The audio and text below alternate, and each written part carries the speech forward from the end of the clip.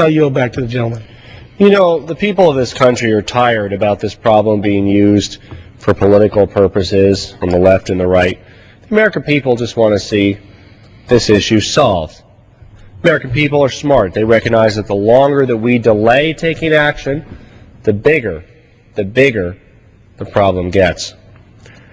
Our immigration laws should reflect our interests as Americans and our values as Americans.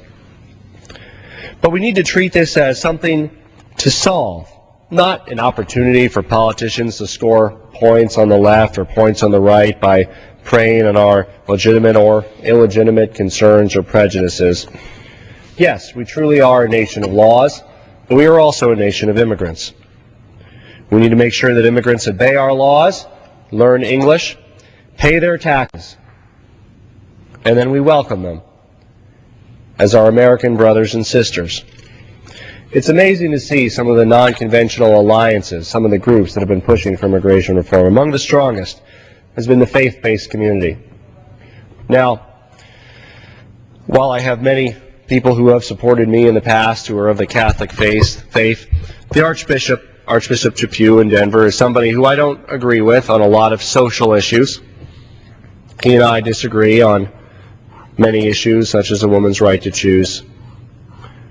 But on this issue, he and I joined together in an event in Denver in support of immigration reform that 1,500 people on a Sunday after Mass packed into a church in strong universal support for comprehensive immigration reform across the faith-based community, from the evangelicals to the Catholics to the Jews to the Muslims to the humanists and the atheists. There is strong support for comprehensive immigration reform. There is also support, and this is very unusual in the context of politics, from both the organized labor community and unions and businesses in the Chamber of Commerce.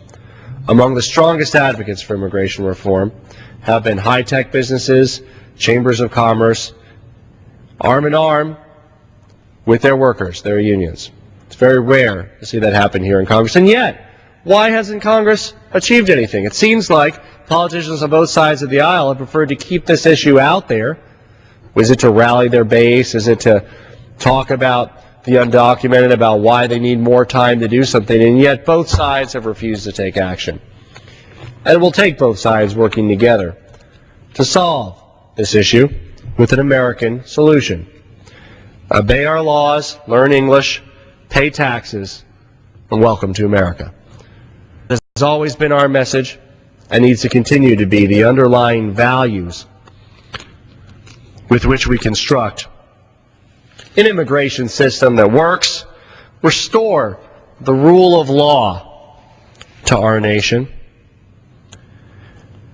and is an opportunity for us in Congress to rise to the challenge that the people of Arizona have put before us, that frustrated voters in cities and states across the country have put to us. And if Congress doesn't act to pass comprehensive immigration reform and solve this issue, I believe that the American people will elect a Congress that will. I'll yield to my friend from Minnesota, Mr. Ellison. Well, I just want to go back